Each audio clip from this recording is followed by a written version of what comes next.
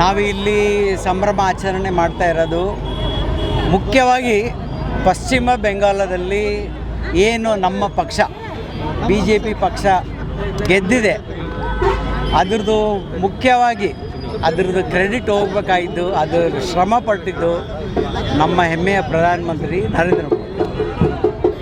ಅದಕ್ಕೆ ನಾವು ಅವರಿಗೆ ಮತ್ತು ಅಮಿತ್ ಶಾಜಿಗೆ ಮತ್ತು ಎಲ್ಲರಿಗೆ ನಾವು ಧನ್ಯವಾದಗಳು ಹೇಳ್ತೀವಿ. 50-70 ವರ್ಷದಿಂದ ಈ 15 ವರ್ಷದಿಂದ ಈಗೇನು TMC ಅವ್ರ ದುರಾಡಳಿತ ಅದು ಒಂದೇ ಸರಿ ಅದು ಚೇಂಜ್ ಆಗಿ ಈಗ ನಮ್ಮ ಪಕ್ಷ ನಾವೇ ಅಲ್ಲಿ ಸರ್ಕಾರ ಮಾಡೋಕ್ಕೆ ಸಿದ್ಧ ಆಗಿದ್ದೀವಿ.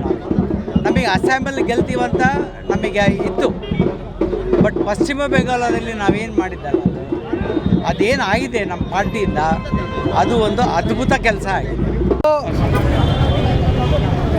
ಇವತ್ತು ಈ ವಿಜಯೋತ್ಸವ ಇಡೀ ಭಾರತ ದೇಶಕ್ಕೆ ಒಂದು ದಿಕ್ಸೂಚಿ.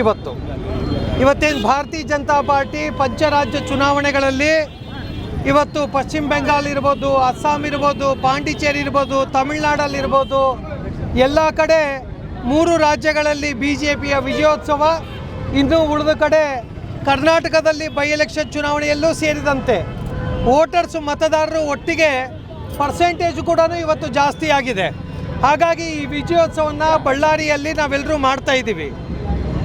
ಪಶ್ಚಿಮ ಬೆಂಗಾಲದಲ್ಲಿ ಏನು ದುರಾಡಳಿತ ಇತ್ತು, ದುರಾಚಾರ ಇತ್ತು, ಜನ ಇವತ್ತು ಅಂತ್ಯ ಆಡಿದ್ದಾರೆ. BJP ಜೊತೆಗೆ ನಾವಿದ್ದೀವಿ ಅಂತಂತೇಳಿ ಎಲ್ಲರೂ ಕೂಡ ಭಾರತೀಯರು ಎಲ್ಲರೂ ಕೂಡ ಒಗ್ಗಟ್ಟಾಗಿದ್ದಾರೆ.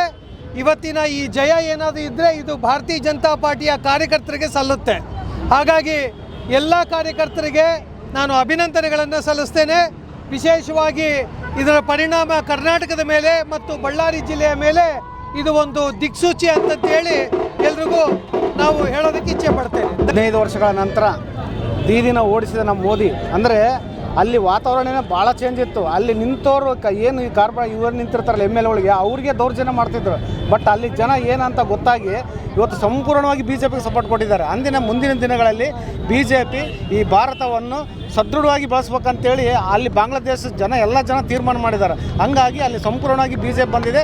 ನೆಕ್ಸ್ಟು ಭಾರತ ದೇಶದಲ್ಲಿ ಎಲ್ಲ ಕಡೆ BJP ಬರುತ್ತೆ, ಕರ್ನಾಟಕದಲ್ಲೂ ಬರುತ್ತೆ. ನಮಸ್ಕಾರ. ಇವತ್ತೊಂದು ಐತಿಹಾಸಿಕ ವಿಜಯ ಅಂತ ಹೇಳಬೇಕು. ಯಾಕಂದರೆ ಭಾರತ ದೇಶದಲ್ಲಿ ಮೊಟ್ಟ ಮೊದಲ ಬಾರಿಗೆ ವೆಸ್ಟ್ ಬೆಂಗಾಲಲ್ಲಿ TMC ಗೂಂಡಾಗಳನ್ನ ಎದುರಿಸಿ ಅನೇಕ ಸಾವಿರಾರು ಜನ ನಮ್ಮ ಕಾರ್ಯಕರ್ತರು ಪ್ರಾಣ ಕಳ್ಕೊಂಡಿದ್ದಾರೆ. ಅಲ್ಲಿ ಇವತ್ತಿಗೂ ಕೂಡ ದೌರ್ಜನ್ಯ ನಡೀತಾ ಇದೆ. ಅಂಥ ಒಂದು ಸ್ಟೇಟಲ್ಲಿ ಇವತ್ತು BJP ತನ್ನ ಬಾವುಟವನ್ನು ಎದುರಿಸಿದೆ ಅಂದರೆ ಅದು ನಮಗೆ ಒಂದು ಭಾಳ ಗರ್ವವಾದ ಕ್ಷಣ. ಯಾಕಂದರೆ ವೆಸ್ಟ್ ಬೆಂಗಾಲಲ್ಲಿ ಗೆದ್ದಿದೆ, ಅಸ್ಸಾಮಲ್ಲಿ ಗೆದ್ದಿದೆ, ಹಾಗೂ ಈಗ ತಮಿಳುನಾಡಿನಲ್ಲೂ ಕೂಡ ಅಲಯನ್ಸಲ್ಲಿ ಗೆಲ್ತಾ ಇದೆ.